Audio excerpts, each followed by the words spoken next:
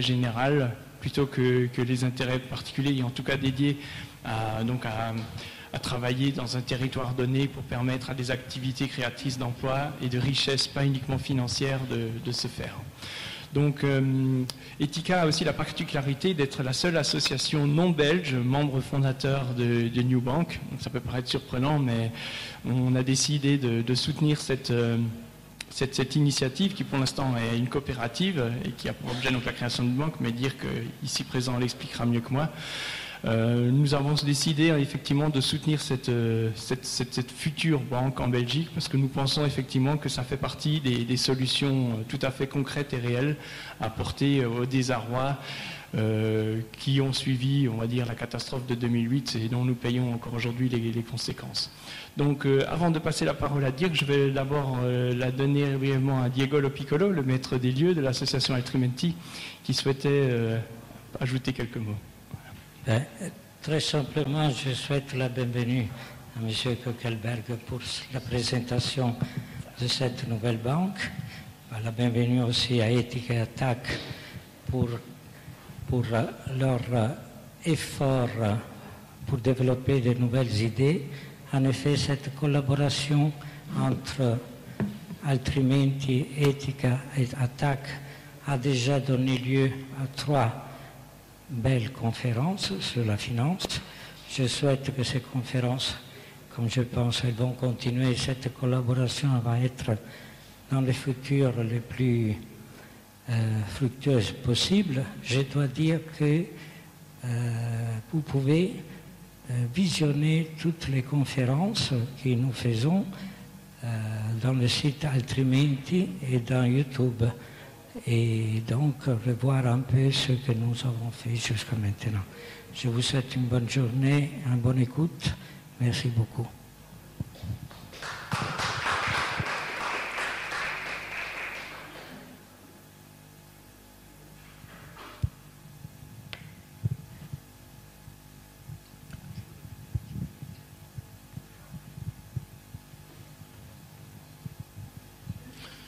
Voilà, bonjour, je viens juste d'arriver de Louvain. Les organisateurs paniquaient déjà, j'ai vu dans leurs yeux. Monsieur Arum qui est toujours à temps, ne vous inquiétez pas. Je voudrais d'abord m'excuser, mon français n'est pas parfait. Je ne parle pas non pas bien le luxembourgeois non plus, donc ça c'est pas une alternative. Hein.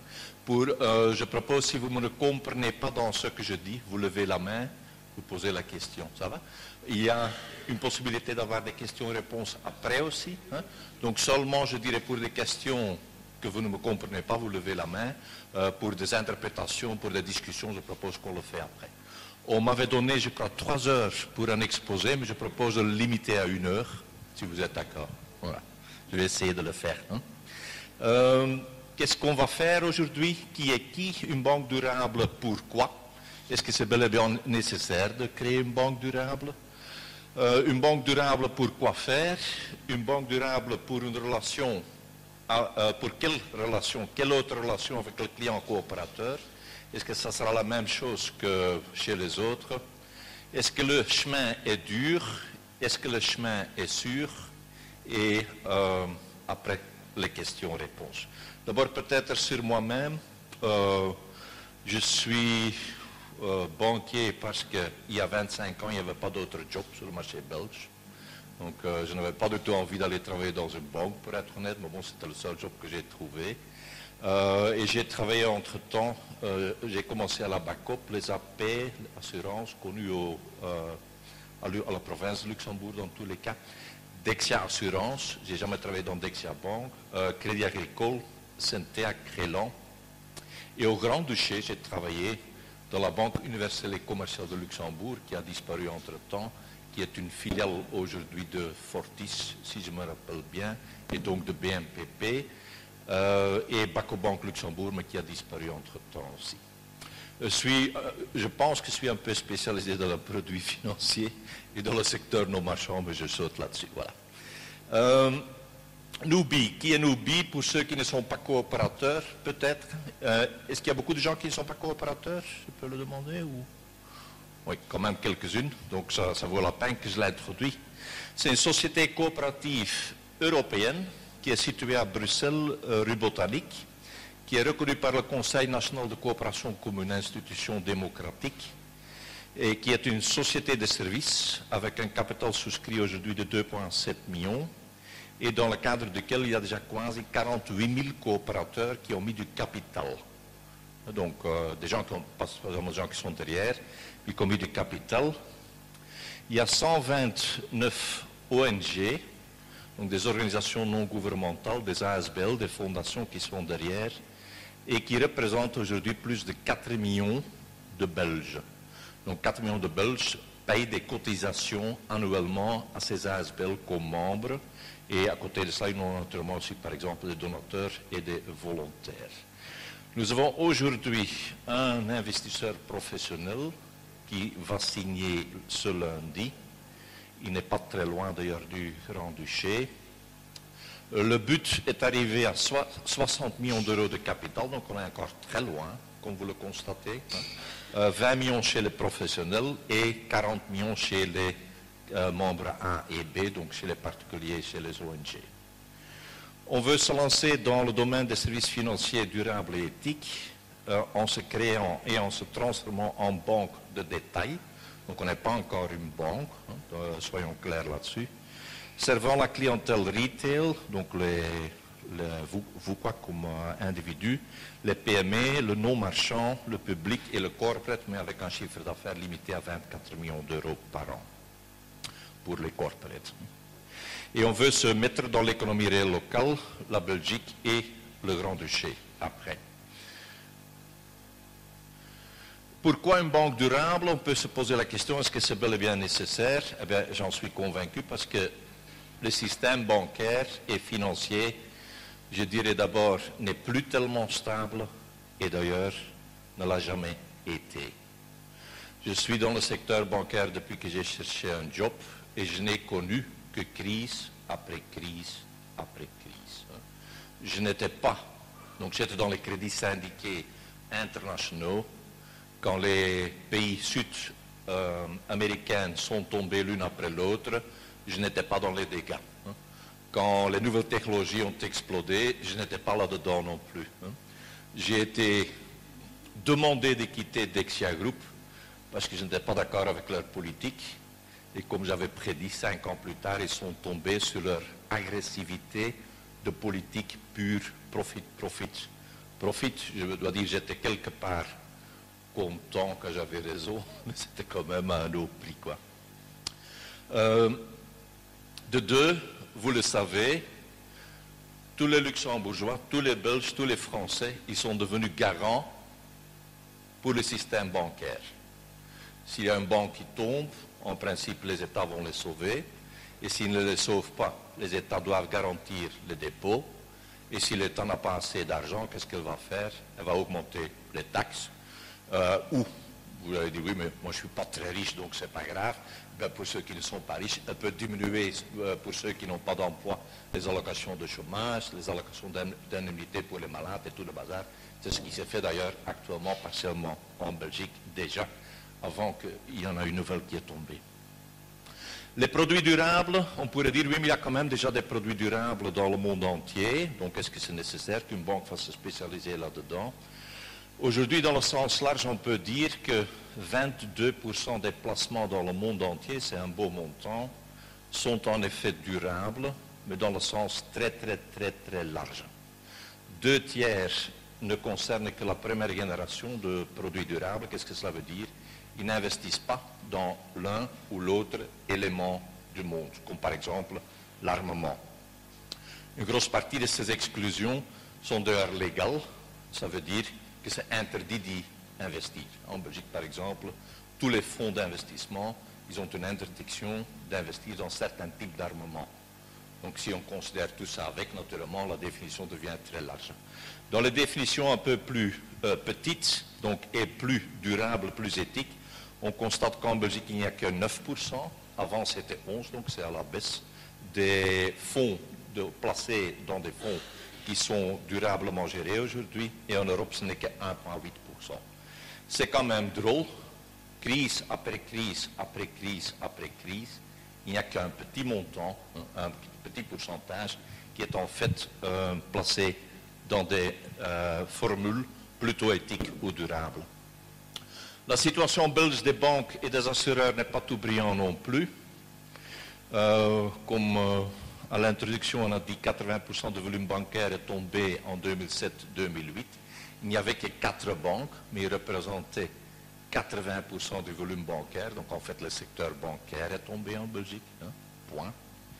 Des 4 grandes banques belges, il n'y en a plus qui sont des Belges. Il y en a une qui est française maintenant, il y a une qui est devenue néerlandaise, il y a une qui est, qui est devenue banque étatique, c'est ex-Dexia Belgique qui est devenue Belfius Belgique, et une KBC qui est coupée en deux et qui a dû vendre la majorité de ses bijoux à l'étranger selon accord avec la Commission européenne. Il n'y a qu'une banque coopérative en Belgique, je ne sais pas si vous le savez. Il n'y en a qu'une. Une banque coopérative en Belgique, c'est le CPH ONO. Tous les autres sont dans les mains de coopératives, mais sont eux-mêmes pas coopératives. Ce sont des ESA, des sociétés anonymes par exemple, Crélan, une société anonyme. Argenta, c'est une société anonyme.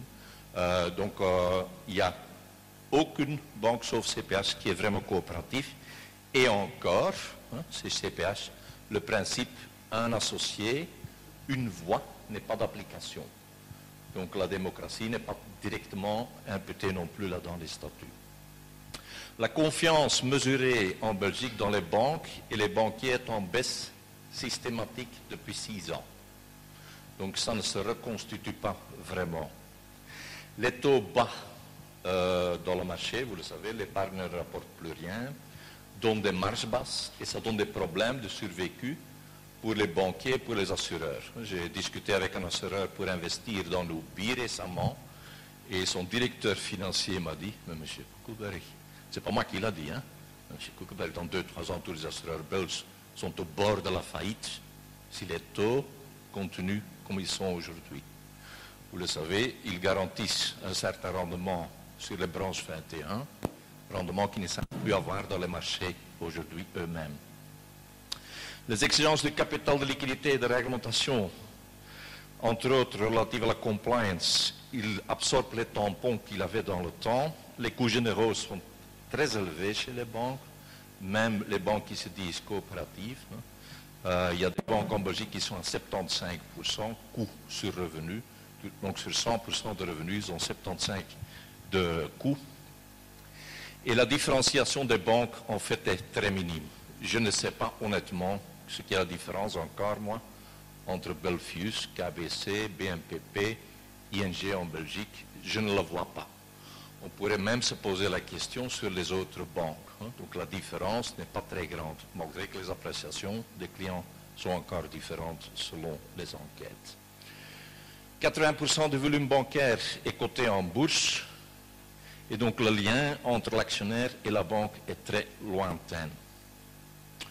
On pourrait dire, oui, mais il y a quand même, vous avez cité 11% des produits et des structures éthiques et durables en Belgique, c'est vrai, mais elles sont en régression. Donc c'est assez remarquable, jusqu'à la tombée des 4 banques, les produits éthiques, ils étaient en augmentation chaque année depuis les années 90. Et depuis que les banques sont tombées, les produits éthiques sont en régression. On m'explique que c'est très simple, puisqu'il faut de retour se concentrer sur le fric, c'est assez drôle. On s'est concentré sur le fric chez les banques jusqu'à 2008, à cause de ça ils sont tombés. Et pour se redresser, on se reconcentre sur le fric et on fait un mouvement en dehors de l'éthique. C'est assez drôle. Hein?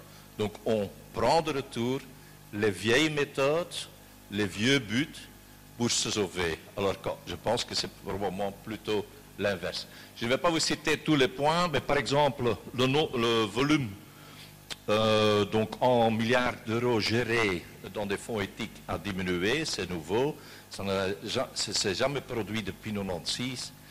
Le pourcentage est en baisse, le nombre de fonds est en baisse, le nombre de fonds nouveaux est en baisse, le nombre de joueurs est en baisse. Donc en fait, tous les indicateurs, BNPP a arrêté l'épargne Cigale, l'épargne solidaire qui existait depuis 20 ans. C'est remarquable, après la crise, on a juste l'inverse de ce qu'il fallait faire, je pense. Deux faits peut-être quand même importantes. Pourquoi une banque durable? Parce que l'évolution réelle le veut, je pense.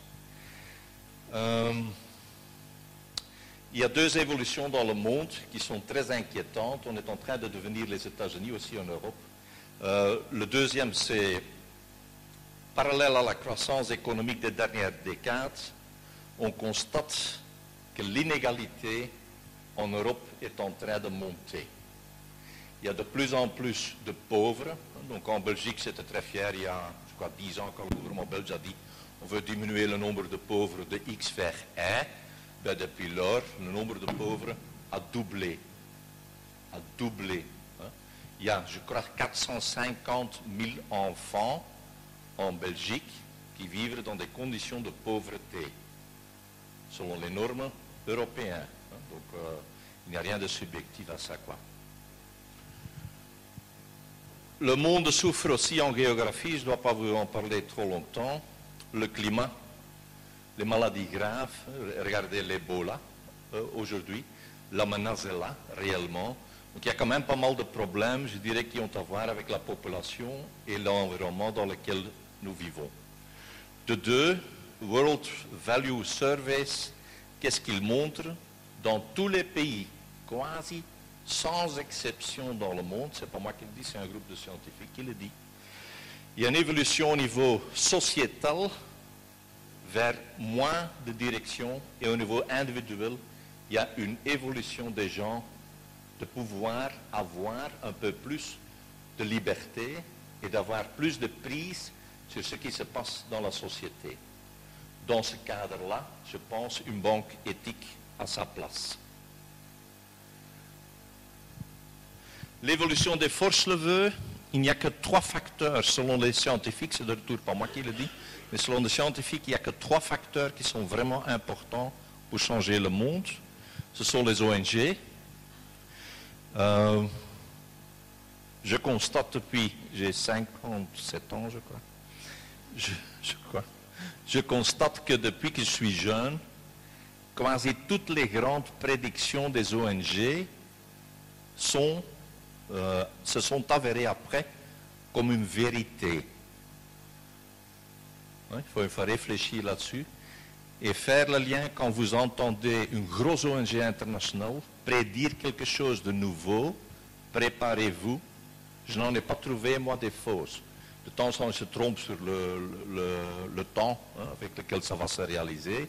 Mais en fait, les ONG, ils prédictent beaucoup mieux, je pense, que les banques, par exemple, l'évolution du monde. De deux, la loi, naturellement. Nous sommes peut-être un peu surréglementés aujourd'hui, mais la loi est très importante pour changer le monde. Et de trois, naturellement aussi vous-même, le consommateur ou le producteur. En Belgique, on le voit, Colruyt a installé une chaîne bio parce que la demande était beaucoup plus importante que même l'exportation ne savait plus suivre. On espère, et je pense que l'argent doit suivre tôt ou tard, cette évolution aussi que ces 3 sources indiquent aujourd'hui. Le citoyen le veut, autre raison pour laquelle il faut faire une banque durable.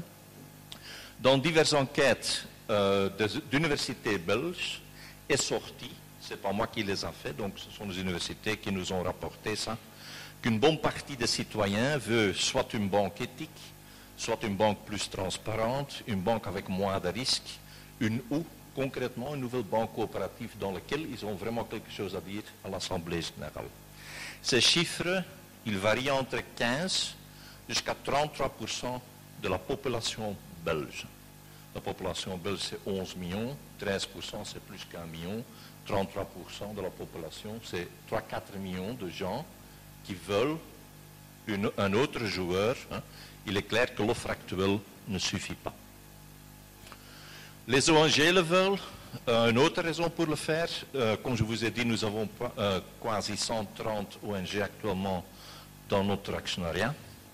Et de deux, en Belgique, je ne sais pas si ça existe ici, mais il y a un baromètre du non-marchand qui mesure la capacité financière des ONG. Eh bien, c'est drôle, depuis la crise, ce ne sont pas les banques qui sont en diminution de solvabilité, de liquidité ou de rentabilité. Les banques montent sur les trois domaines depuis la crise parce que là, ils étaient trop bas. Et les ONG, ils baissent surtout. Pas tous les ONG, il y a 10% des ONG qui s'en sortent mieux depuis lors, mais tous les autres ont des problèmes, et pas les moindres. Par exemple, 2013, 20% a eu une fois des problèmes de trésorerie au moins pendant 2013. 20 à 30% des ONG régressent financièrement par an, chaque année. 60% des ONG a dû limiter ses activités.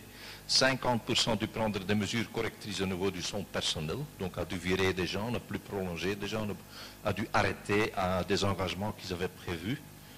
Et 80% des ONG n'ont pas accès à des crédits bancaires. Vous savez que les ONG, des hôpitaux, des maisons de repos, des associations contre la pauvreté, tout, ne savent plus rentrer dans le système bancaire. 80%, c'est quand même énorme. Il y a quand même quelque part un problème sur le marché bancaire.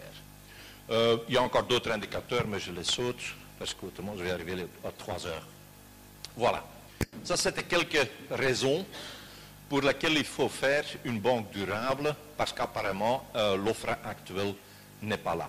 Pourquoi faire?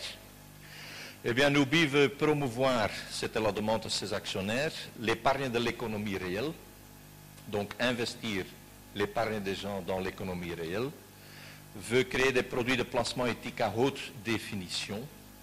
Selon certaines ONG belges, 95% des fonds éthiques aujourd'hui en Belgique ne sont pas éthiques.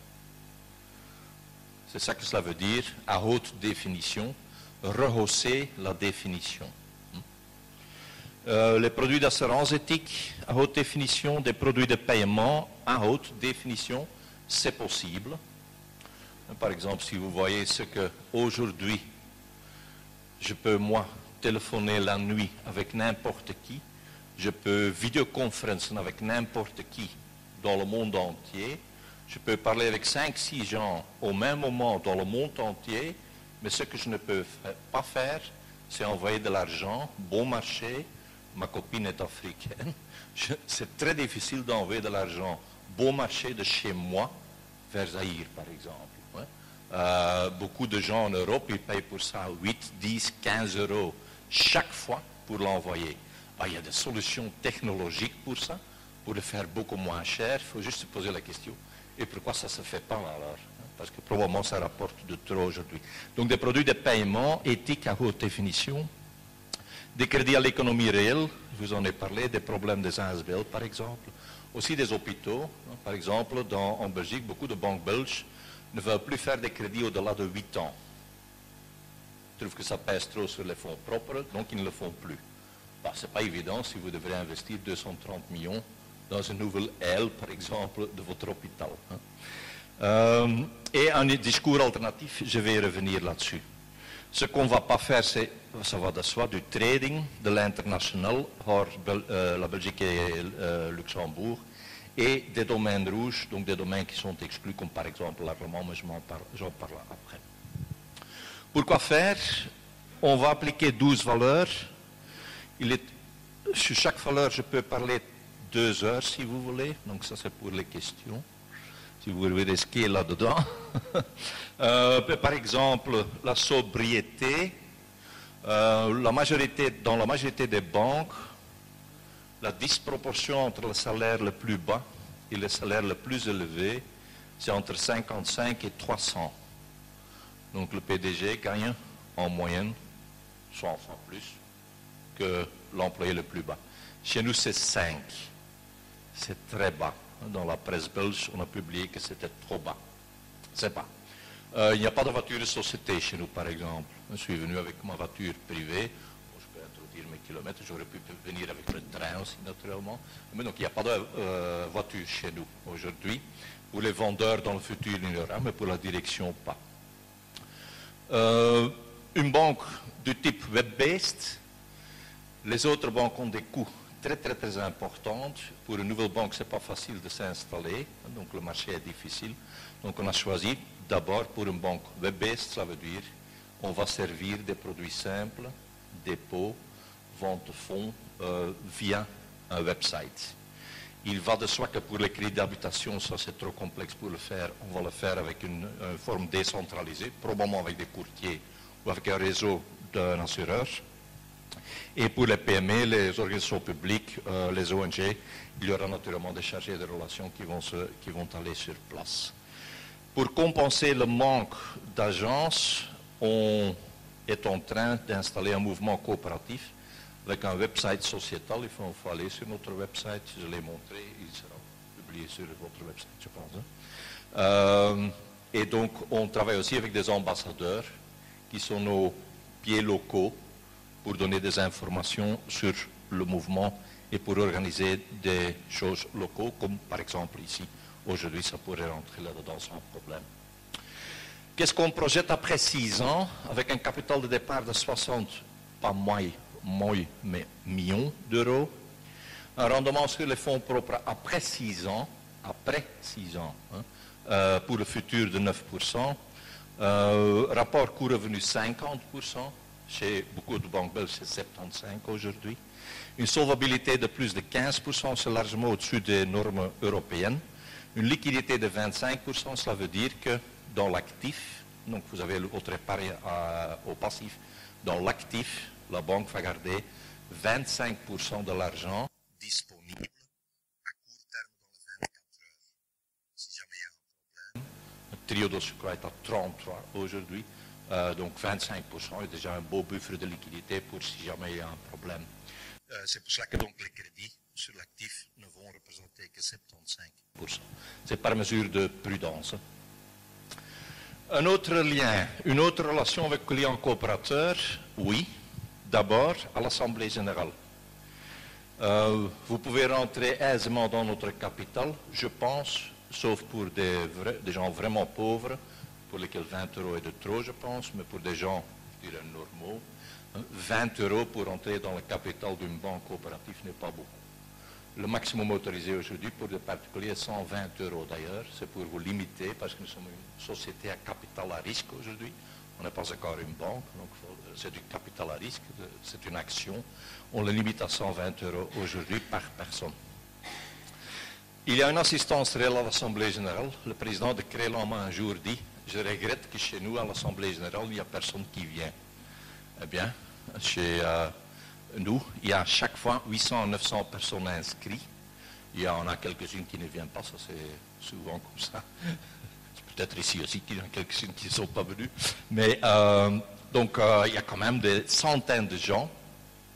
Les questions-réponses sont réelles.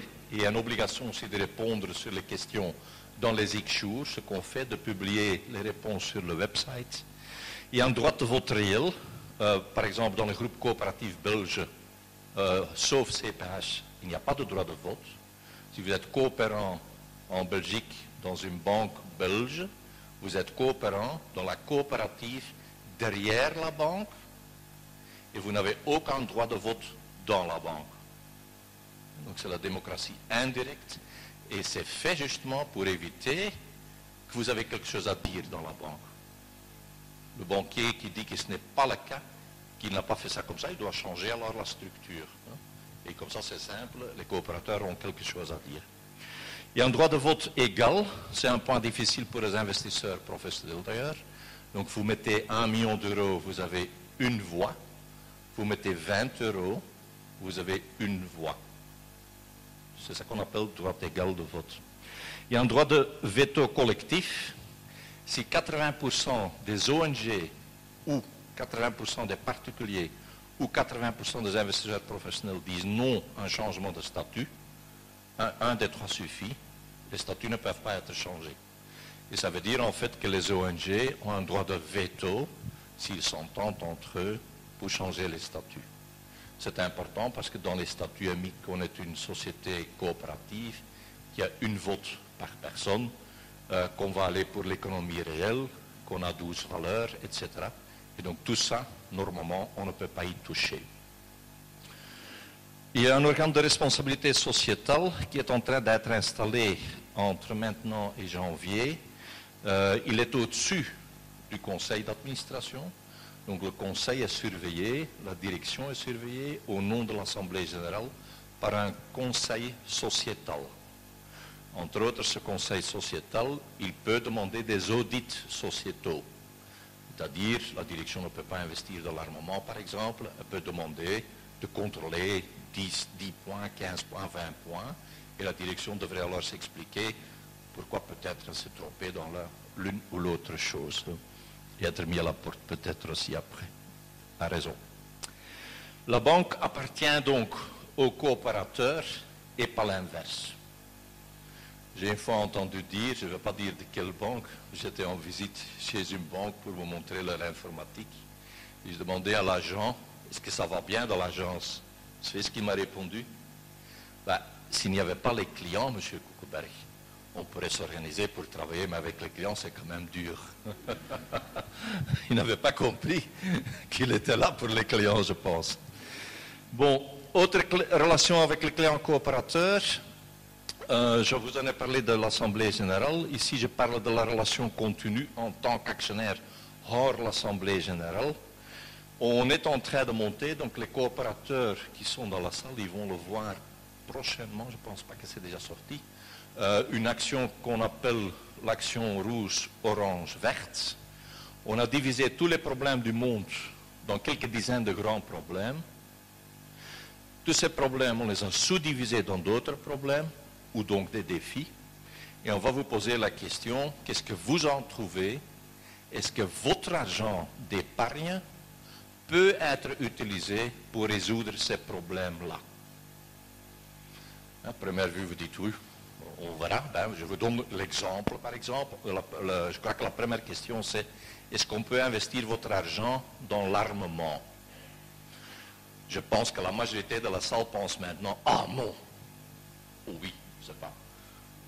Bon, je vais pas poser la question. Je suppose que la majorité dit, mais bon, la question va quand même très loin. J'ai été banquier pendant 25 ans. Par exemple, il y a des particuliers en Belgique qui me demandent de financer une arme. Ou un arme? Une arme. Je dis, oh, j'ai du cash, j'ai de l'argent sur mon... Mais finance-moi ça sur 5 ans. J'achète 3 Winchester, j'ai une autorisation pour ça. Et toi, tu me le finances, Dirk.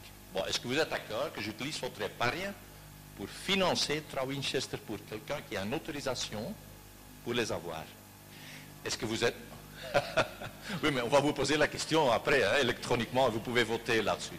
Est-ce que vous êtes d'accord que je finance un terrain de chasse pour un client riche que j'ai dans les Ardennes, qui veut acheter 200 hectares de chasse, de terrain de chasse? Est-ce que vous êtes d'accord que je finance une ASBL qui organise des leçons de tir pour des gens qui ont une arme? Vous voyez, donc, être contre l'armement, c'est une chose, mais quand je mets ça pratiquement pour moi comme directeur de la boîte, pour savoir ce que vous voulez que je fasse avec votre argent ou pas, ça devient tout à fait autre. Est-ce que vous êtes d'accord que je finance un revolver pour quelqu'un qui n'a pas beaucoup de moyens, mais qui a été déjà arnaqué 5 fois dans sa maison, la fille a enlevé une fois, et la police lui a dit, mais achète une arme, on va te donner une autorisation. Elle s'est remboursée le prêt. Est-ce que vous serez d'accord? Bon. Ce sont des questions qu'on va vous poser. Vous pouvez voter là-dessus. Et le résultat, vous le voyez sur le website après. Je crois après un mois, par thème chaque fois. Et vos résultats, ils vont au comité sociétal qui va leur faire des recommandations pour l'Assemblée générale pour voter là-dessus. Et qu'est-ce qui est assez drôle? Une question importante que vous devez répondre, c'est qui est votre banque principale? Et après, on fait pour nos coopérateurs, n'oubliez pas, on en a des dizaines de milliers, un rapport par banque, et on l'envoie aux banques. Qu'on va les dire, hein, les clients, les coopérateurs de Nubi qui ont comme banque principale BNP aujourd'hui, ou KBC, ou peu importe qui, ils nous ont dit que vous ne devez pas faire avec leur argent les choses suivantes. Comme ça, on est au service des autres banques aussi. Comme client, quelques exemples. Si je regarde mon GSM, c'est pour surveiller l'heure qui va très vite, tu vois. Quelques autres exemples. Qui a des enfants ici? Ils peuvent être grands, hein, comme le mien. Ouais. Bon, la moitié de la salle. Bon, je ne sais pas si vous le savez, mais la majorité des banques en Europe, ils sanctionnent les gens avec des enfants. Vous demandez un prêt hypothécaire, à moi ils l'ont dit, eh bien Dirk, tu as l'air fatigué avec tes 5 gosses. C'est dommage pour toi que tu es fatigué, mais en plus, c'est dommage parce qu'avec 5 gosses, tu as beaucoup plus de frais. Donc ta capacité de remboursement, malgré les allocations familiales, elle diminue à cause du fait que tu as des gosses. Donc tu peux moins emprunter. C'est comme ça que la majorité des banques raisonnent. Si vous avez des gosses, vous êtes moins solvable. Ouais? Bon, on pourrait s'imaginer d'autres systèmes. On pourrait s'imaginer, par exemple, qu'une banque donne, sachant que les ménages avec plus d'enfants ou beaucoup d'enfants ont beaucoup plus de charges que les autres, on pourrait les donner un rabais sur le taux d'intérêt par enfant, avec un maximum de, parce qu'il y en a peut-être qui ont 20 enfants et le taux sera négatif. Mais on pourrait s'imaginer des systèmes qui encouragent en fait à avoir des enfants. Je ne dis pas que vous tous devriez faire des enfants, mais il n'y a pas de raison de sanctionner les gens avec des enfants. Donc on pourrait aller vers l'autre extrême. Ça c'est une autre manière de traiter, je pense, des clients. Il y a un autre exemple encore, donc l'origine linguistique. Il y a des systèmes actuellement en Europe qui permettent que pour certains produits, vous pourriez choisir le langage de votre ethnie, de votre origine. Donc si quelqu'un vient de la Roumanie, quelqu'un vient de Luxembourg et habite en Belgique, non, luxembourgeois n'est pas une langue écrite. Hein? Oui, ah, quand même. Donc il y a des systèmes qui existent aujourd'hui que les banques peuvent acheter pour donner les clients par l'extrait en français, néerlandais ou allemand, mais de le donner dans la langue dans laquelle ils sont nés, s'ils le veulent. Hein?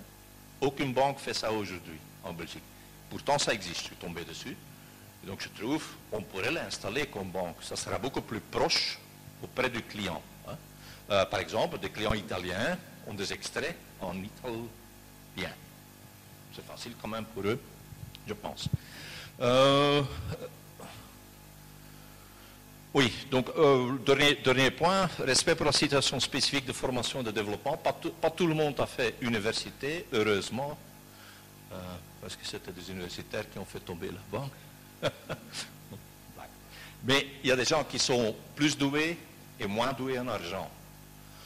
Au lieu d'essayer d'exclure des gens qui ont moins de connaissances d'argent et qui font moins d'argent, on pourrait aussi les aider. On pourrait les aider. Donc il y a des produits, je ne vais pas en dire trop parce qu'autrement je dois donner le produit et je préfère de le lancer après en parler.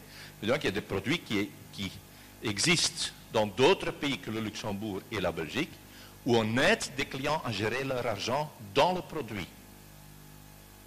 Où le produit vous dit tu dépenses de trop vis-à-vis du budget que tu as par exemple. Je n'en dis pas plus. Donc tout ça, on ne l'a pas et c'est lançable. Un chemin dur. 4e point, on a fait une étude dans laquelle, dans le temps, 28% des Belges se déclaraient intéressés. Donc ça, c'était le déclencheur pour dire, OK, on peut essayer de créer cette banque-là. On a testé ça en 2013, phase 2, où on a récolté pour 43 000 personnes du capital. On est à 49 000 quasi aujourd'hui. Nous sommes dans la 3e phase, la plus difficile, j'en parle plus tard, la recherche d'investisseurs professionnels et privés pour des gros montants et la préparation de la phase conceptuelle du dossier d'agrément de la BNB. Je parle explicitement de la BNB après aussi. Après, il faut déposer le dossier, mettre en place la banque et on espère de démarrer les activités 2016. Si vous dites oui, mais je vous ai entendu dire une fois que c'était 2015, oui. Le titre est « Le chemin est dur ». Il est plus dur qu'on pensait. Pourquoi? De une, On a eu une très belle collaboration avec le Conseil national pour la coopération. Donc, elle nous a agréé comme, disons, boîte démocratique. Et à cause de ça, on a une exonération partielle de retenue à la source sur les dividendes et sur la taxation des dividendes, mais bon, on n'en paye pas. Donc, on ne fait pas de profit, on est en perte aujourd'hui, des pertes de démarrage. Donc, aujourd'hui, ce n'est pas très relevant. Mais ça nous donne comme avantage, on peut faire du fundraising de 5 millions par 12 mois, ce n'est pas par an, c'est par 12 mois, sans prospectus, avec maximum 5 000 € par associé et avec certains contrôles de la FSMA. Donc ça c'est légal, une fois que vous êtes reconnu, vous avez le droit légal de lever 5 millions. C'est de cela que viennent nos 2,7 millions d'euros de capital. Vous dire oui, pourquoi vous n'avez pas levé plus? C'est parce qu'on n'en a pas besoin aujourd'hui. Donc tant qu'on n'est pas sûr que la banque va démarrer, on préfère de ne pas lever des capitaux plus que nécessaire aujourd'hui. On a assez de liquidité pour aujourd'hui sur les comptes. Donc il n'y avait pas de problème avec le Conseil national, au contraire, ils ont bien collaboré. La BNB, c'est une autre paire de manches. Donc la BNB, c'est en fait l'organe, je suppose qu'il y a une banque nationale de Luxembourg. Oui. Donc c'est l'équivalent de la Banque nationale de Luxembourg qui octroie les licences jusqu'à octobre 2014 et qui donne des conseils à la Banque européenne qui donne des licences à partir de octobre, novembre 2014. Ça, c'est pas moi, je pense. C'est la BNB. Bon, quelle est la réaction du gouverneur? Je ne dis pas de la Banque nationale parce que je ne sais pas si c'est le point de vue officiel, mais c'est le gouverneur qui l'a dit, soit dans des lettres, soit dans la presse. Hein, ce que je dis maintenant, qu'il y a déjà trop de banques en Belgique. C'est assez drôle. Je trouve personnellement, quand moi j'ai commencé en Belgique, dans les banques, il y avait plus que 120 banques. Aujourd'hui, il y a la moitié. Donc avec la moitié des banques disparues, le premier banquier du pays trouve qu'il y a déjà assez de banques. La moitié a disparu entre-temps. Comme je dirais à mes gosses, j'en avais 10 au début de mon mariage, j'en ai encore 5 maintenant, j'en ai encore assez. C'est un peu drôle de le dire. On en a perdu quand même la moitié en Belgique entre-temps, et je pense à Luxembourg aussi. Il n'est pas très beau pro-banque coopérative. Ça, c'est aussi assez drôle. Il y a 10 000 banques coopératives en Europe. Il y en a une en Belgique. C'est CPH. Donc il dit, je ne suis pas très pro pour les banques coopératives. On est probablement le pays avec le moins de banques coopératives en Europe. Une sur les 10 000 qui sont là en Europe. Il demande, c'est important, c'est un petit mot, un actionnaire de référence. Ça veut dire quoi? Pour le dire platement, si BNP Paribas dit qu'il avalise tout ce que Nubi fait, je suis d'accord que vous devenez une banque. C'est ça que ça veut dire en fait. Ou si Crélan avalise tout ce que vous allez faire, je suis d'accord que vous créez une banque. Hein. Techniquement, on dit ça autrement, elle doit en fait se constituer garant pour un tiers plus ou moins du capital de début. Cela veut dire donc qu'il faut rassembler 60 millions et il faut avoir quelqu'un qui signe encore une fois pour plus ou moins 20 millions. Si ça va mal ou ça va trop bien, parce que dans les deux cas, vous avez besoin de capitaux additionnels. Qu'est-ce que ça veut dire en fait? C'est comme si votre partenaire, quand vous êtes jeune, vous voulez la marier, elle vous dit, ben, si tu prends une autre femme avec, je suis d'accord de te marier. Ah, donc, nous on dit, on veut une autre banque, et on nous dit, ben, il n'y a pas de problème, va dans une banque qui est là, et si elle est d'accord que tu viens de la faire de la concurrence, nous sommes d'accord. C'est ça que cela veut dire. Ça explique aussi pourquoi, en Belgique, les 20 dernières années, il n'y avait plus de nouvelles banques. From scratch. Oui, des joueurs financiers qu'on a obligés à devenir une banque. Oui, des banques étrangères qui sont venues avec une autorisation de l'extérieur, donc la maison mère par exemple, qui a installé quelque chose en Belgique, Rabo. Mais il n'y a plus de nouvelles banques belges qui sont devenues from scratch parce qu'il fallait l'accord d'une autre banque. Donc on a découvert que c'est quasi systématique le feedback que d'autres initiateurs de banques belges ont pris et ils ont tous arrêté leur dossier. Donc les autres ont tous arrêté leur dossier. Un processus sans beaucoup de discussions, je vais le nuancer peut-être. Donc on a eu une discussion et dans cette discussion on nous a dit, voilà vous introduisez votre dossier. On a demandé, oui ce serait quand même facile d'introduire un dossier informel, d'en discuter, d'avoir un feedback, de le changer sur 5 points que vous trouvez importants. On nous a dit non, ce n'est pas possible. Vous introduisez votre dossier, ça sera oui ou non. Ce n'est pas très constructif, je pense. Un processus uniforme, donc il y a unicité d'approche, petite banque, grande banque, peu importe, on applique les mêmes règles, c'est un peu l'approche européenne malheureusement aussi. Et il n'y a pas de facilité pour les nouvelles structures. En Angleterre, il y a quasi 30 demandes de nouvelles banques. En Belgique, nous sommes la seule, pour autant qu'on sache encore, qui veut introduire une demande. En Angleterre, il y a quasi 30. Pourquoi? La Banque nationale de l'Angleterre, elle a diminué les règles et elle a raccourci les processus, elle a flexibilisé les process pour que les 4 grandes ne maîtrisent plus Londres. Donc ici, en fait, on fait l'inverse en Belgique. On favorise plutôt l'existence, ce qui existe, et on n'aime pas des nouvelles rentrants. Bon, c'est une question, je dirais, d'amour ou de raison, je ne sais pas. Autre problème qu'on avait eu, mais c'est réglé, je pense, entre-temps, c'est l'AVSMA. Donc, je ne sais pas si vous avez lu dans la presse. Récemment, ce n'était pas dans la presse, mais donc l'AVSMA vient de nous écrire il y a quelques semaines, 2-3 semaines, je crois. Elle avait refusé d'abord un chemin 1, piste 1. On demanderait X% de cash aux coopérateurs avec prospectus pour chercher 40 millions.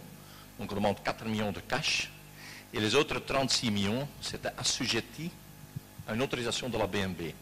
La a dit non, je ne suis pas d'accord parce que la BNB n'est pas très favorable dans votre projet. Les gens risquent 10% de capital alors, sur les 100 qu'ils s'engagent. Deuxième question qu'on les a proposée, on a dit bon ok, on va faire un prospectus, on va demander aux gens de souscrire du capital, mais ils doivent que mettre le capital à la table au moment qu'il y a une autorisation. Donc on récolte 40 millions d'euros, sans cash, mais avec des engagements de particuliers, jusqu'à 5 000 personnes par personne par exemple. Et vous ne décaissez qu'au moment que. L'enlèvement a dit longtemps que c'était illégal. Bon, je suis un bon juriste, je pense. Elle a confirmé qu'elle accepte le raisonnement. C'est évident, je trouve, c'est protéger en fait le souscripteur. Il ne doit que payer quand le risque principal est parti. Vous allez dire, oui, mais moi j'ai payé 20 euros. Je dis, oui, les 20 jusqu'à 120 euros, c'est dans le cadre de la reconnaissance comme société coopérative. On peut lever donc 5 millions, ça c'est pour fonctionner. Quand on parle de 40 millions, c'est naturellement beaucoup plus. Et donc là, on veut protéger ceux qui mettent plus. Vous voyez la différence? Donc ce problème est réglé, on ne sait pas encore ce qu'on va faire maintenant, donc ça c'est relativement nouveau. On est en train de réfléchir comment on va aborder maintenant le chemin. Mais donc la porte est ouverte, je dirais, c'est une des 2 grosses portes qu'il fallait ouvrir. La deuxième, c'est la Banque nationale alors. Alors, il y a un autre chemin encore apprécié avec l'AVSMA. C'est pour ça qu'il faut garder un peu de bonnes relations. L'AVSMA doit approuver après tout. La communication, les fiches de tarification, les prospectus, les slogans, la publicité, les produits, les fiches de produits. Pour ceux qui ont travaillé dans les banques, je ne sais pas s'il y en a dans la salle, c'est un chemin long et difficile. Il faut leur passer encore au ministère des Affaires économiques, si on veut faire des petits prêts, parce qu'en Belgique, ça c'est géré par celui-là. Moi, on n'a encore rien fait, c'est trop tôt. Et alors, il faut respecter, le chemin est dur et long, toute une série de choses. Le dossier bancaire chez la BNB, c'est 1000 pages de description, dans le cadre de laquelle la BNB trouve une réponse à toutes les questions de pratique de la vie journalière de la Banque Future. La nouvelle loi bancaire qui vient de sortir en Belgique, elle a 500 pages de détails à laquelle une nouvelle banque doit répondre, et une vieille aussi naturellement. Pour ceux qui ont vu qu'on a demandé des candidatures pour l'administrateur ou pour le conseil sociétal, le comité sociétal, c'était plus ou moins 25 pages à remplir. dont je crois 18 pages réglementaires. Donc c'est le règlement, hein, on ne peut pas aller en dessous. Et donc les règles et les contrôles sont multiples. J'ai une fois parlé à un séminaire où la FSMA était là, on parlait du contrôle de la FSMA, et j'ai dit, bon, je suis directeur de crédit, dans ce séminaire je l'ai dit quand il était là, je suis directeur de crédit et je passe 85% de mon temps avec des contrôleurs. Je dirige donc rien, je trouve. J'étais directeur de crédit dans une banque, 85% de mon temps, je le passais avec des contrôleurs. Et 15%, je m'occupais de mon business. Dans ce temps, je me demandais, alors je comprends pourquoi mon business n'avance pas. Je m'occupe avec des contrôleurs et pas avec mon business. Hein. Voilà. Donc une nouvelle banque, ce n'est pas facile, c'est un chemin dur. Le point à prendre, c'est la BNB, et donc l'actionnaire de référence. On discute avec des gros groupes. Donc on discute avec des très gros groupes. Le problème principal est chaque fois qu'ils doivent mettre beaucoup de respo. Banque de référence, ça veut dire, si ça va très mal, je décaisse plus dans la banque. Je vais mettre plus de capital dans la banque. Si ça va trop bien, je dois aussi mettre du capital, mais ça c'est moins grave. Hein, alors que je n'ai qu'une voix, comme tout le monde qui a 20 euros. Hein. Comment est-ce qu'on essaye de compenser ça? C'est par des contrats de collaboration à long terme sur de la livraison de produits éthiques. Il n'y a quasi aucune banque qui a ces produits-là. Il y a des banques qui peuvent rehausser leurs propres produits ou créer des produits nouveaux. Et donc là, ils peuvent se retrouver. Si on ne fait pas ça, il n'y a personne qui va signer, je pense. Il n'est pas sûr que quelqu'un va signer. On est en discussion avec des grands groupes et vous verrez ça plus tard si ça sort ou pas. Il y a une deuxième possibilité, c'est que la BNB change de gouverneur l'année prochaine, en mars, et peut-être un nouveau gouverneur trouve qu'il n'y a pas assez de banques coopératives. Hein? Il trouve que c'est trop difficile de devenir banque. Espérons que c'est un luxembourgeois.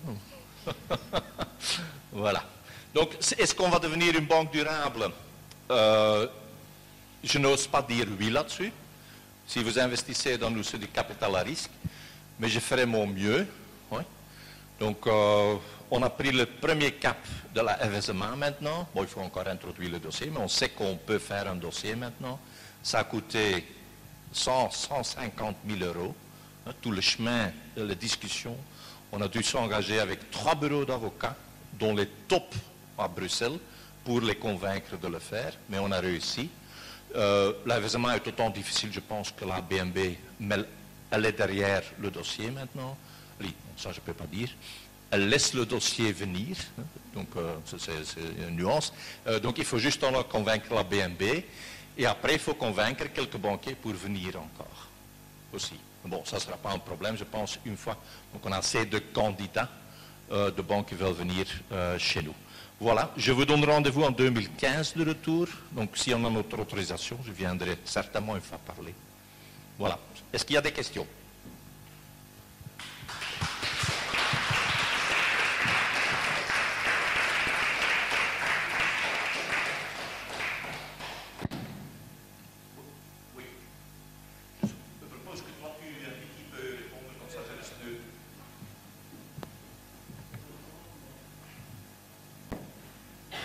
Passer le micro, oui, voilà, c'est bon. Donc je demanderai juste aux personnes qui souhaitent poser leurs questions d'être assez concis de manière à ce que tout le monde puisse s'exprimer. Bonjour, je n'ai pas bien compris. Si en 2016, Newbie n'existe pas plus, c'est fini, on l'a oublié, qu'est-ce qui se passe avec mes 120 euros que j'ai investis? Je vais d'abord anticiper que je pense personnellement, sur mon opinion personnelle, la probabilité que Newbie n'existe plus est très petite. Parce que je dois peser mes mots maintenant. Je vais le dire autrement. Si vous aimez une femme, bon, et elle ne veut pas vous marier, mais ça c'est trop tard, vous êtes déjà marié, ouais. Si vous avez 18 ans et vous aimez une femme, et vous voulez absolument la marier, et elle vous dit non, il y a 1000 manières de rester avec cette femme. Vous pouvez l'aimer et elle habite ailleurs. Vous pouvez l'aimer et elle habite avec vous. Hein, vous pouvez living apart together et blablabla, blablabla. Dans le monde bancaire, c'est aussi comme ça. Donc, supposons que la BNB ne veut pas nous laisser nous marier, il y a d'autres possibilités, mais je ne vais pas rentrer dans les détails, de devenir rentable comme boîte et de servir quand même des clients. Maintenant, je réponds à votre question. Supposons qu'on n'arrive pas ni à faire une banque, ni à rentabiliser la coopérative. En principe, elle doit être mise en liquidation, ce qui veut dire que vous allez retoucher normalement une partie de votre argent. Hein. Donc le conseil actuellement, il veille là-dessus qu'il y a au moins toujours, je le dis comme moi je le pense, hein, ils n'ont pas dit ça comme ça, mais je le pense comme ça, qu'il y a toujours assez d'argent pour liquider la société, le cas échéant que c'est nécessaire, et que donc on ne doit pas demander de l'argent en plus pour éviter une faillite.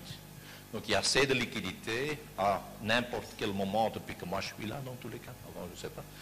Mais donc pour liquider la société, du cash qu'il est là, et le reste sera fait en payout, normalement comme dans chaque société coopérative, quoi. Mais j'estime ce risque très petit. Hein. Mais, je le souligne quand même, vous êtes dans du capital à risque. C'est pour cela qu'on vous a... Donc il y a des coopérateurs qui nous demandent qu'ils ne peuvent pas verser 5 ou 10 000 euros, ou même 100 000 euros. On a toujours refusé jusqu'à maintenant. Hein. Tant qu'on n'a pas de projet plus concret, donc le jour qu'on vous demande plus d'argent, il y aura des projets plus concrets. On ne veut pas que vous mettez plus que 120. Voilà. C'est pour vous protéger un peu contre votre enthousiasme de me financer. Oui, c'est celui qui décide, c'est pas moi. Oui. Comme c'est moi qui ai le micro, c'est moi qui vais parler. Non, je suis coopérateur Newbie depuis les premiers jours, en tout cas dans le premier batch de 1000 personnes. Je trouve que c'est un des projets sociétalement les plus forts de ce qu'on est en train de vivre pour le moment. Et je trouve que vous faites un parcours sans faute jusqu'à présent, donc c'est remarquable. Ça m'étonne un peu que vous n'ayez pas parlé plus du côté politique de la chose, parce que, au fait, je suis belge, je vis en Belgique, et on a suivi les prises de position du gouverneur, qui pour beaucoup d'entre nous sont écœurantes par rapport à notre espérance ou à notre enthousiasme pour une société différente. On connaît sa couleur politique. Et on est un peu étonné en fait de ne pas voir plus les forces progressistes amener le débat sur un niveau plus politique.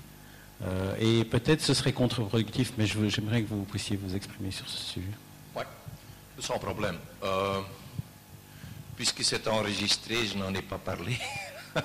Mais bon, je vais quand même répondre. Donc, de une, je ne pense pas, je peux me tromper, mais je ne pense pas que la couleur politique du gouverneur est en jeu. Donc tout le monde sait que le gouverneur est libéral d'origine et que aussi M. Servet d'ailleurs, le président de la FSMA, donc les deux institutions financières de contrôle sont contrôlées par des personnes d'origine libérale. Mais je me rappelle par exemple le dossier de Optima Bank, hein, qui a fait la reprise de Etias Bank, qui voulait arrêter. Et la BNB a aussi refusé ce dossier jusqu'à 2 ou 3 fois. Ce dossier était pourtant, d'un côté, je pense, plutôt libéral. Hein. C'était pour gérer des grosses fortunes en Belgique. L'actionnaire de référence est très bien connu, je pense, à cette partie politique aussi. Et donc, ils ont refusé, jusqu'à 3 fois, la 4 fois, ils ont cédé, mais donc ils ont refusé quand même des dossiers plutôt très capitalistes aussi. De deux, vous avez tout à fait raison que c'est aussi que la politique joue naturellement dedans. Dans quel sens? Je veux dire quelque chose de franc. Il est clair que les partis politiques les plus importants du pays, la nuit ne se réveille pas chaque jour sur le fait que Newbie n'est pas. Si c'était le cas, ça serait traité, je pense, autrement, par exemple dans la Chambre, hein, dans des questions parlementaires, etc. Il est clair que certains politiciens individuels sont derrière. Il est clair qu'en public, personne ne va dire qu'il n'est pas pro, mais il est clair aussi qu'il n'y a pas un consensus politique autour de notre dossier.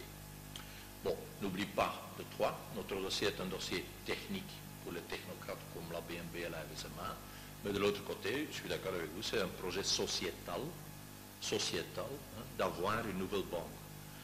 Le 4, je vous ai dit, depuis les 20 dernières années, il n'y avait pas de nouvelle banque. Si la politique le trouvait vraiment important que de nouvelles banques pourraient être nées, je pense qu'elle avait déjà mis sur la table la problématique du manque de naissance des banques et du fait qu'il y en a d'autres qui disparaissent l'une après l'autre. Il est évident qu'un nouvel entrant comme l'UBI pourrait changer le marché sérieusement. Et il va de soi qu'une grosse partie de la population politique n'a pas d'intérêt que ça change vite. Les partis politiques, ils sont par exemple représentés dans la banque étatique déjà. Les partis politiques ont des syndicats qui sont très forts dans les 3 banques belges. Il va de soi que l'UBI va déplacer une partie du marché et donc va nuire peut-être aux grosses banques belges. Et tout ça a aussi des conséquences politiques ou de raisonnement politique dans le cadre des divisions syndicales, des couleurs politiques traditionnelles. Oui. Mais je trouve qu'on doit s'en débarrasser sans la politique, personnellement. Je pense. La FSMA a pris le cap, 3 bureaux d'avocats, très bons. Donc il faut parler de technicité, je pense, et les convaincre qu'on vaut la peine d'être faite. Je ne compte pas sur la politique pour changer l'atmosphère. J'ai constaté les dernières 20 années, ça n'a pas changé. Voilà. C'est bon comme réponse?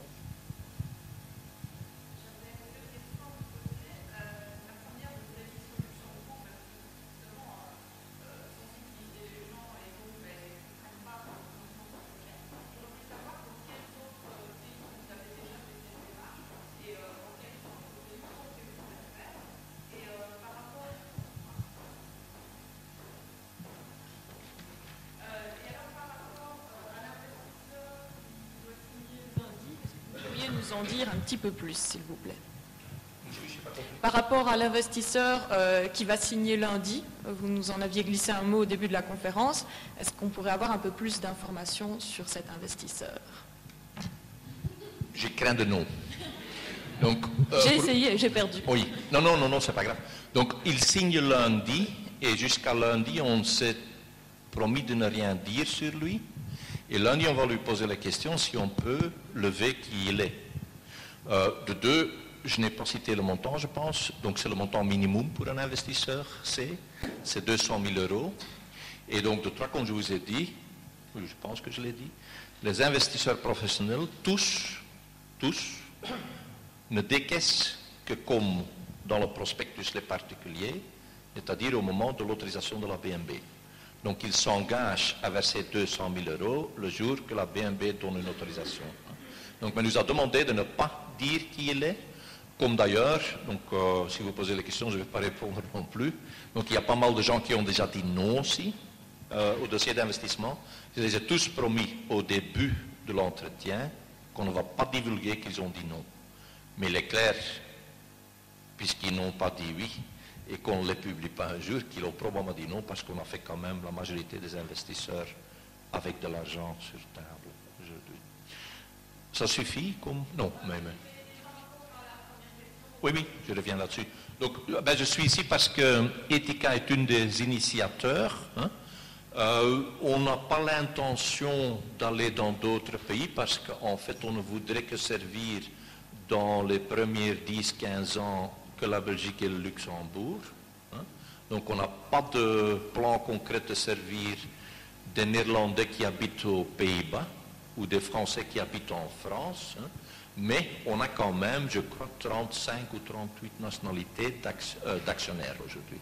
Donc on a pas mal de Néerlandais, on a des Luxembourgeois, des Français par exemple, mais aussi des Belges qui habitent à l'étranger. Je crois que la seule limite, c'est quelque chose avec les Américains. Donc là, on a fait des limites parce qu'il y a des lois assez difficiles sur la fiscalité auxquelles il faut répondre. Et ça, c'est trop complexe, c'est trop cher. Ça coûte 2 millions, je crois, pour s'arranger avec le fisc américain. Donc c'est trop difficile ça. Mais donc non, vous êtes les privilégiés.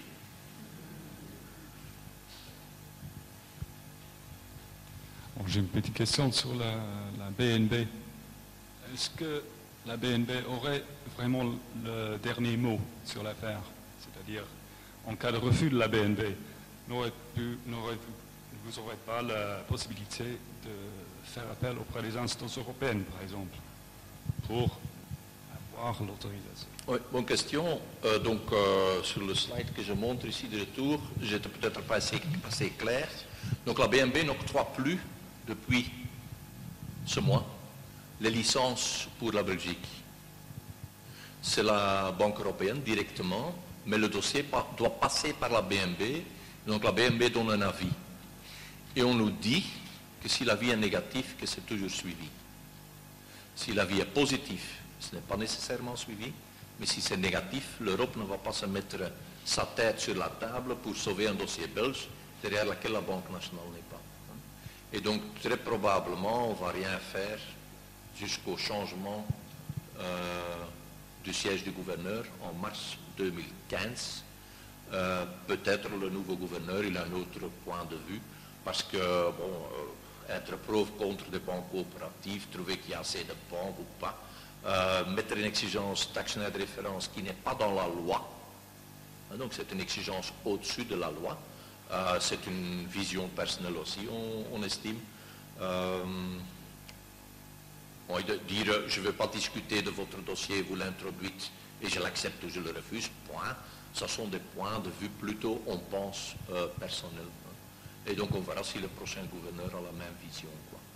Je crois beaucoup dans le fait qu'un homme peut changer le monde et une femme plus encore.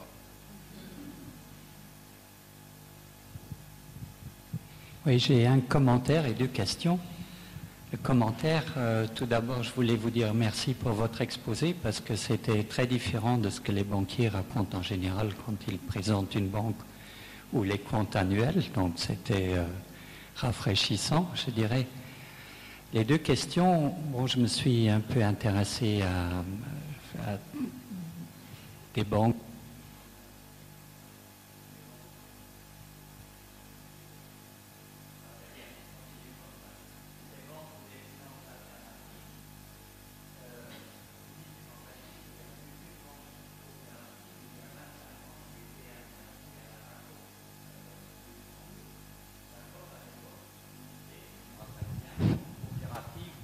Belge.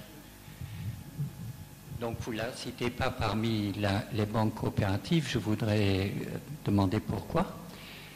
Une petite parenthèse, à l'époque, pour entrer en affaires avec la BACOP à Luxembourg, il fallait la somme ridiculement petite de 3 millions de francs belges pour commencer à rentrer dans la banque. Ça, pour une banque ouvrière, ça m'a un peu surpris. La deuxième question que je voulais poser, à vous libre de répondre ou pas, je pense quand même que Nubé est un peu sur un créneau analogue à Triodos. Est-ce que vous seriez prêt à vous situer par rapport à la banque Triodos? Oui. Les 3 millions, c'est aussi une question ou c'est une remarque? Oui. C'est un constat. Ok, je vais quand même l'expliquer. Donc, la BACOP n'était pas une banque coopérative. La BACOP, donc la BAC était une banque coopérative. La BAC, la COB en Wallonie, ça c'était une banque coopérative. Mais la BACOP pas, parce que la BACOP avait comme Argenta aujourd'hui, comme Crélan aujourd'hui, comme toute KBC aujourd'hui, KBC par exemple, ils ont tous, entre les coopérateurs et la banque, KBC, Argenta, la BACOP, une holding qui a les droits de vote dans la banque.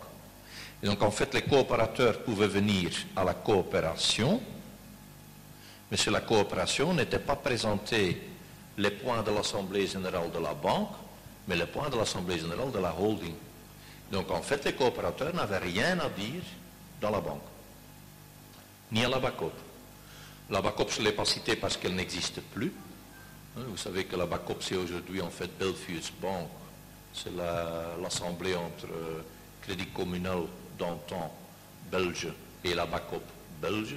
Et Belfius Insurance est en fait les assurances populaires d'antan. Et Dexia Insurance aussi. Et donc la BACOP n'était pas une coopérative non plus. Elle a été, je pense, tout au début quand elle a été créée en 1929, mais on a, à un moment donné, mis des structures intermédiaires derrière. Et ça, c'est justement, je pense, parce que c'est plus facile de ne pas tenir compte de l'opinion de l'épargnant. J'étais un assistant de Trémery, que j'admirais beaucoup, mais je vais quand même le dire. Il est mort, donc ce n'est pas une critique sur lui. Quand j'étais directeur commercial à la BACOP, à un moment donné, je lui ai proposé de lancer des produits pour des pauvres.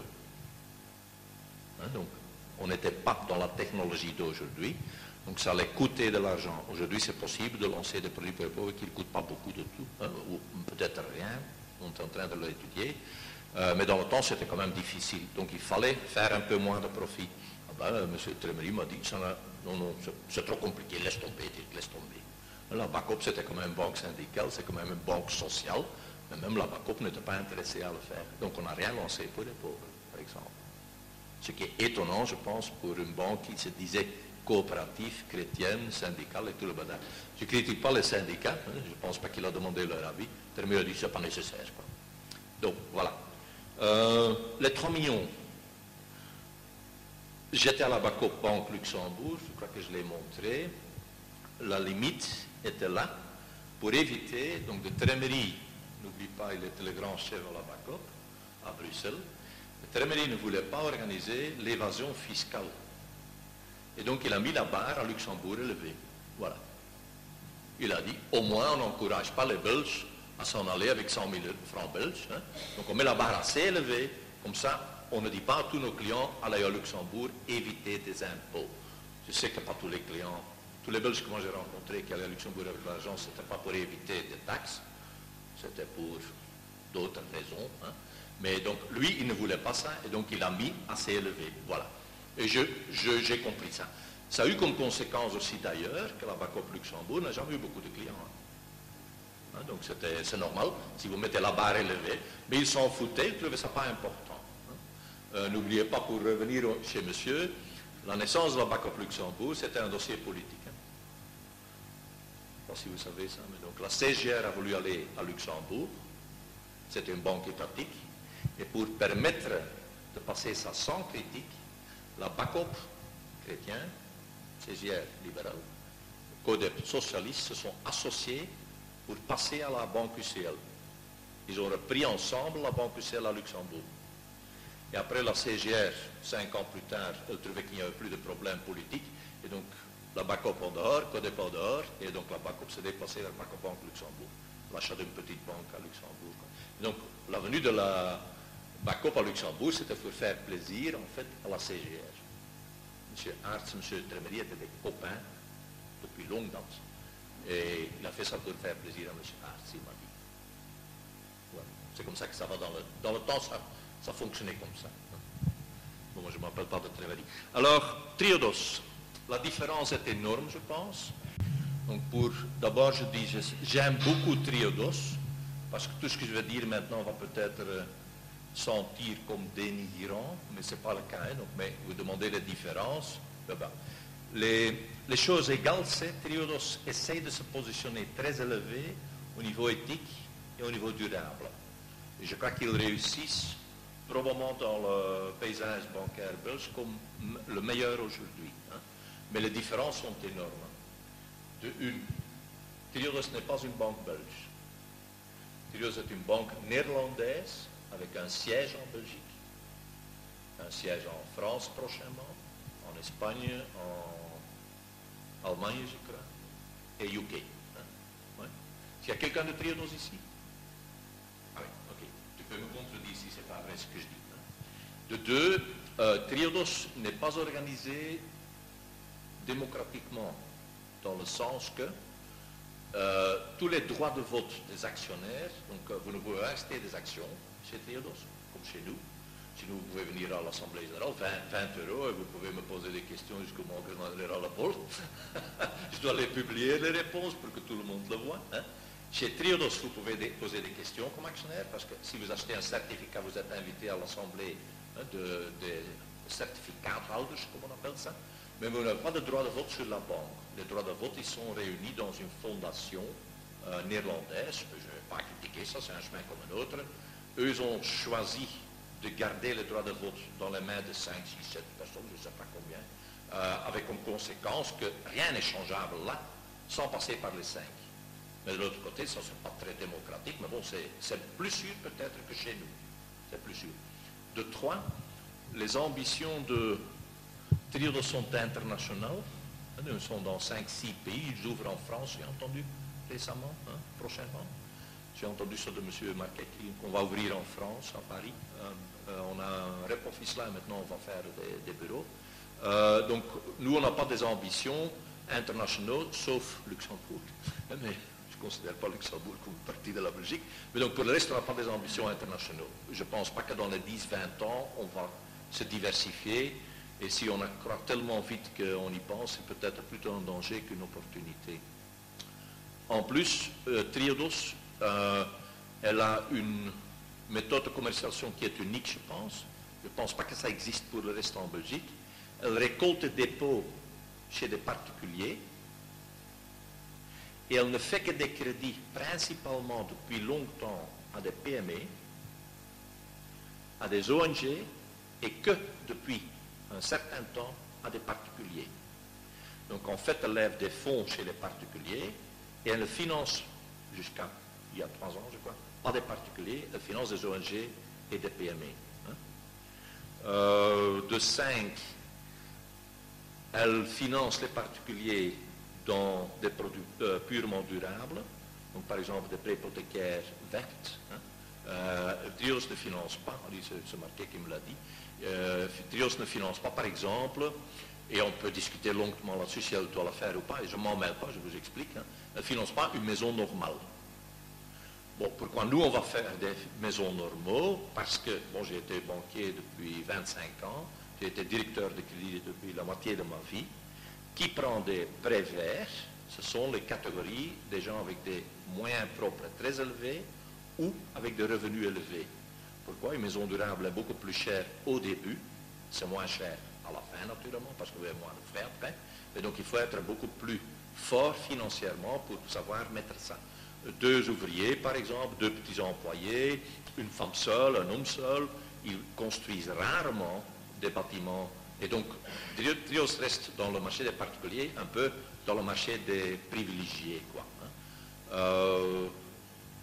Pour le reste, je dirais, oui, je me vois distribuer, je pense, les fonds de Triodos.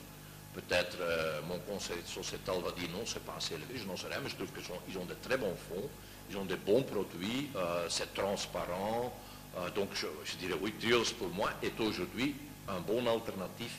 Si Nubi, et tant que Nubi n'est pas là, c'est un bon alternatif. Mais ils n'ont pas des comptes courants par exemple, donc vous ne pouvez pas ouvrir un compte courant. Je ne pense pas qu'ils ont des cartes de débit ou de crédit aujourd'hui non plus. Et donc le service est limité, quoi.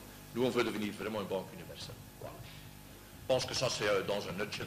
Et il y a une grosse différence encore, en avantage de Triodos. Triodos a une autorisation bancaire. C'est un petit détail que j'avais oublié.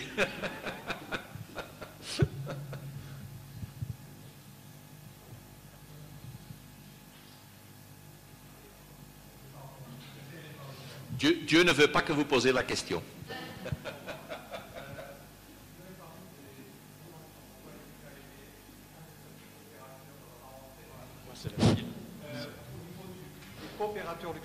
Au niveau des coopérateurs luxembourgeois, est-ce que vous pouvez nous dire à peu près quel est le pourcentage actuellement dans Newbie?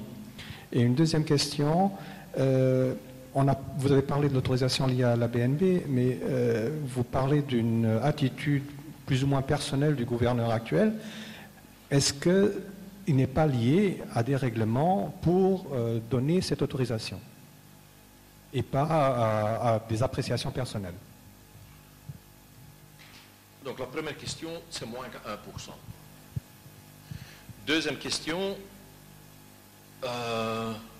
Je ne pense pas, parce que donc on a introduit chez lui informellement une base de dossier pour avoir son idée.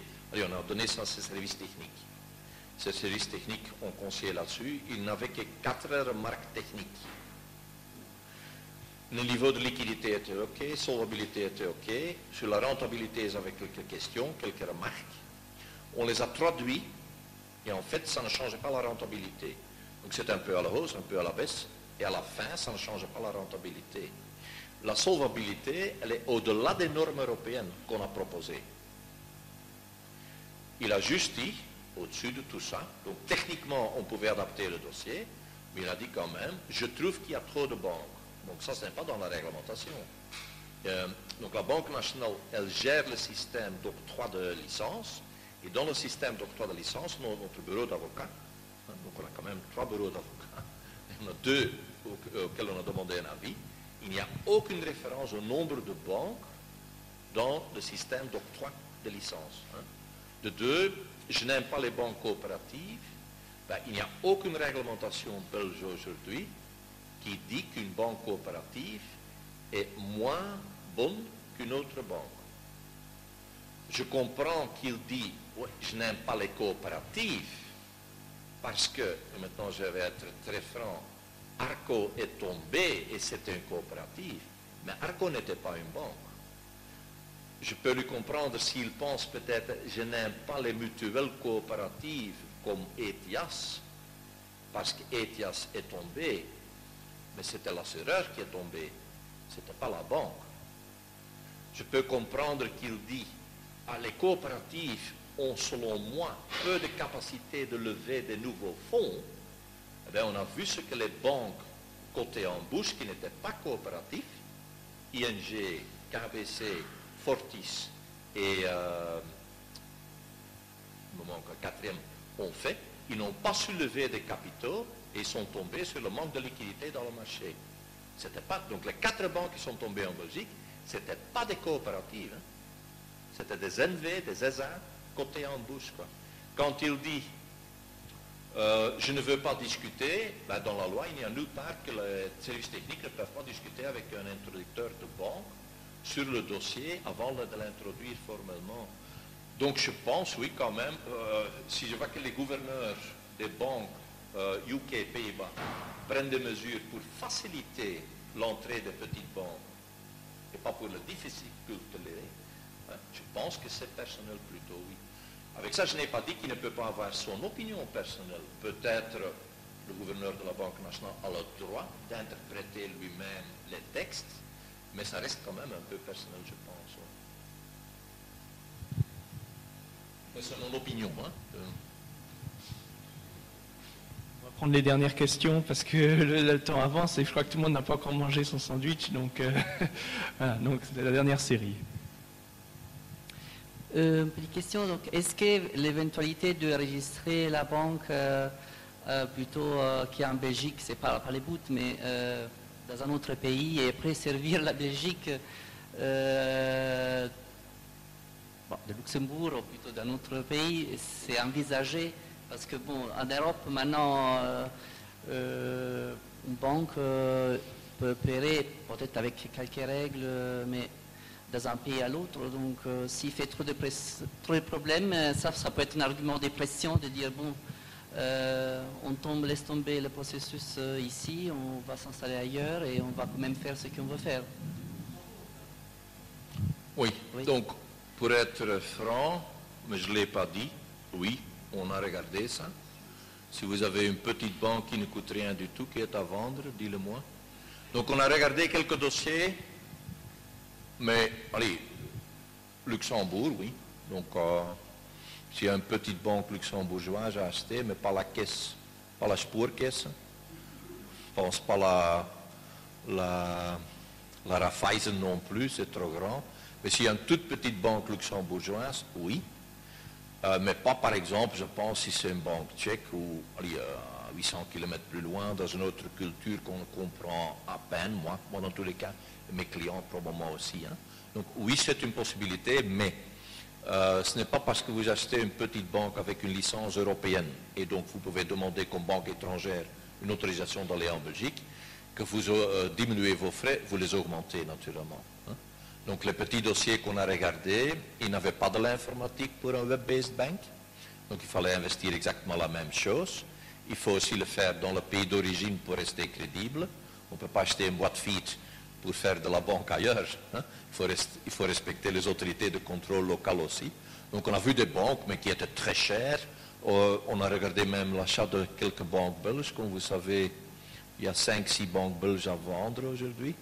Mais elles sont tellement grandes, ou tellement chères, ou tellement mauvaisement gérées, je ne cite pas des noms, qu'on se paye bleu, ou qu'on achète un monstre, je veux dire grand, qui est difficilement tournable. Une boîte avec 800 personnes tournées vers de l'éthique n'est pas évident, ou c'est tellement catastrophique que, oui, on achète une boîte caduque, on dit, caduque, et avec des surprises. Regardez, donc 1 sur 2, je ne sais pas si vous savez, statistiquement parlant, 1 sur 2 achats est une rature.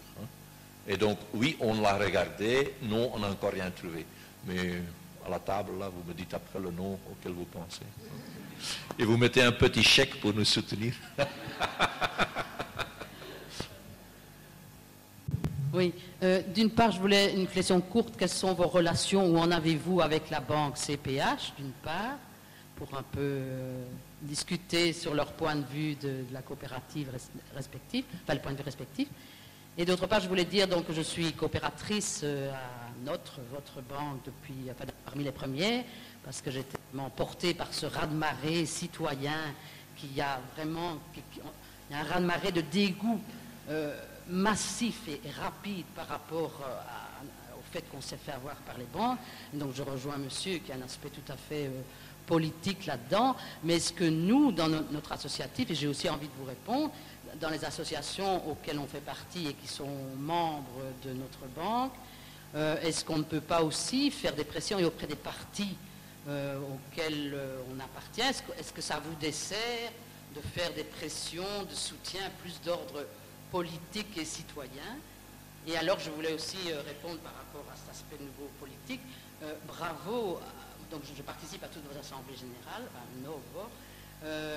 Elles sont d'une démocratie vraiment exemplaire alors que nous sommes dans les milles, dans les auditoires. Et puis alors le reflet des questions qui sont posées à ces assemblées générales sont toutes reprises dans le site. C'est un recueil, enfin une preuve de démocratie et de dialogue permanent extraordinaire. J'espère que nous et vous tiendrons le coup parce que c'est exemplaire. Ouais, si tout le monde pose naturellement 3 questions par minute, on ne tiendra pas le coup sur le site, ça c'est clair. Bon, vite, oui j'espère aussi qu'on tiendra ce coup-là, donc je suis d'accord sur les assemblées générales, et l'enthousiasme reste c'est fort. Pour CPH, je veux dire quelque chose de générique, donc on se connaît, on s'est visité, ce sont des ex-collègues de moi d'ailleurs.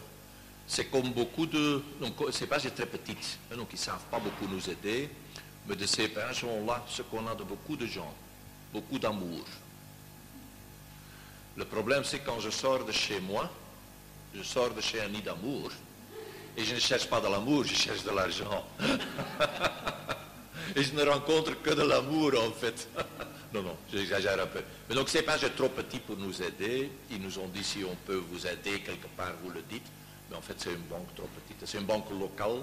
Donc ça serait par exemple un target à racheter, CPH, mais il va de soi qu'ils ne veulent pas vendre. Très rentable, très bien géré, petite banque maîtrisée par quelques locaux là-bas.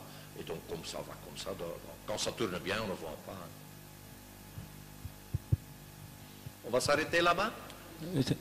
Oui. Évidemment, en attendant que Newbie existe, on est nombreux à avoir notre argent chez Triodos. Et donc on attend effectivement que Newbie se crée et avec la banque complète, y compris les comptes courants, les cartes, etc. Donc récemment, dans le dernier numéro de La couleur de l'argent, donc de Triodos justement, Triodos a expliqué qu'ils n'allaient pas pouvoir faire ce qu'ils avaient dit qu'ils allaient faire, c'est-à-dire effectivement aussi offrir le service compte courant et carte bancaire, et ils l'ont justifié en disant que ça ne tenait pas la route, donc du point de vue économique. Et donc, je ne sais pas si vous avez d'autres questions avec ça, relatives à ça, parce qu'évidemment, de Newbie, on attend que l'ensemble des services de base soit couvert. Donc, est-ce que votre plan financier montre que ça tient la route? Je ne sais pas répondre pour Triodos, mais ça vous n'avez pas demandé non plus. Donc, mais je le déclare net. Je n'ai pas vu l'étude de Triodos, donc je ne sais pas y répondre. Mais sauf si je me trompe, ils ont quand même des comptes courants dans d'autres pays. Donc ils n'en ont pas en Belgique, mais je pense qu'ils en ont aux Pays-Bas. Non? Ils n'en ont pas? Ah oui, pas de carte non plus. Ah, vous avez l'impression que non. Moi je pense de oui, mais bon. Donc, vous contrôlez une fois sur Triodos Nederland. Je vous ai démontré que dans notre plan, on ne pense, j'ai pas fait trop attention, mais on pense ne pas être rentable les 6 premières années. Donc après, il y aura une rentabilité de 9% sur les capitaux propres. Et ça, c'est justement parce que l'environnement bancaire est très difficile. De deux, il faut arriver à 200 000 coopérateurs clients avant qu'une banque peut être rentable aujourd'hui. C'est quelque part dans les slides, je crois. Donc, en dessous de 200 000 pour une nouvelle banque, il ne faut plus penser à être rentable. Bon, ce seuil est faisable pour nous. D'ailleurs, la BNB n'a pas contesté ça, qu'on peut arriver à 200 000 clients. Donc, M. Kourou m'a dit, oui, je crois que tu vas le faire sans problème, tu ne vas pas arriver à 1 million, il dit, mais tu vas arriver aisément à 200 000. Donc, oui, c'est faisable, mais sur 6 ans seulement. Donc, après, on sera rentable.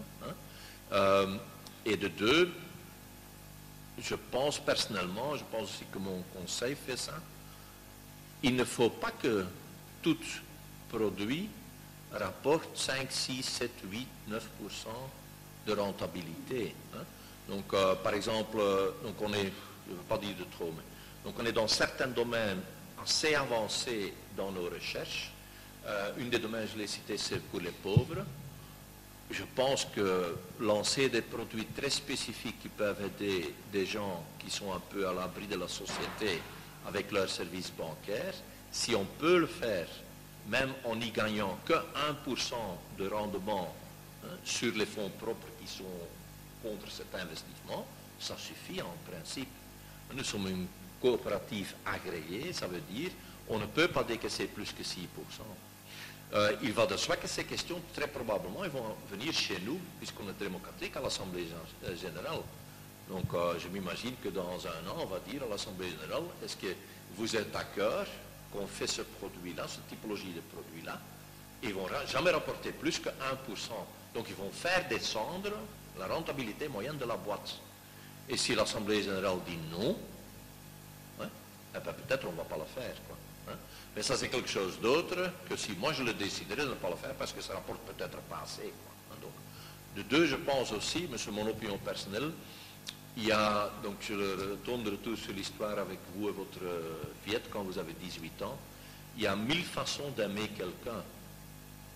Et donc il y a aussi 1000 façons de lancer des services. Donc, je cite encore une fois, j'ai pas d'argent, moi, ni ma copine, d'aller en Afrique tous les mois. Ça coûte pour nous 2500 € pour visiter notre famille là-bas. Mais on peut les voir tous les soirs. Et ça ne coûte rien. Donc dire, je ne peux pas avoir des contacts avec ma famille africaine parce que c'est trop loin, trop cher, ça ne vaut plus, vu la technologie.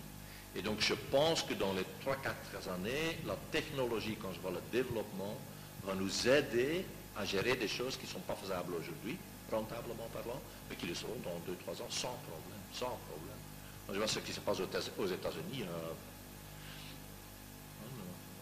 Qui connaît la plus grande banque du monde aujourd'hui, qui est en train de venir? Juste pour vous dire, donner un Google Bank. Google a une licence bancaire. Google a plus de clients bancaires que Visa et Mastercard, par exemple. Alors que ce sont des marques qui existaient depuis 30 ans en plus, quoi. Donc la technologie ouvre tout, je pense. Voilà, je réponds. Plus à des questions, je propose. Mais privé peut-être. Merci. Alors, je propose qu'on continue les questions-réponses au point plus convivial auprès d'un verre de vin ou de bière ou de jus de fruits. Et sinon, je voulais encore préciser nos prochains événements. Donc, lundi prochain, donc le 3 novembre, nous vous donnons rendez-vous à la Cinémathèque pour la séance exclusive, la projection exclusive du film Résistance naturelle de Jonathan Nociter, qui va traiter de la question de la production de vin naturel en Italie. Il y aura une dégustation de vin biologique qui sera ensuite assurée par le domaine Krier Werbus. Donc vous êtes convoqués lundi 3 novembre à 20h30 à la Cinémathèque. Et ici, lundi 17 novembre, toujours à 12h15, nous recevrons Jacques Berthelot, qui est un spécialiste des questions agricoles et on va traiter principalement de la régulation des prix agricoles sur les marchés internationaux.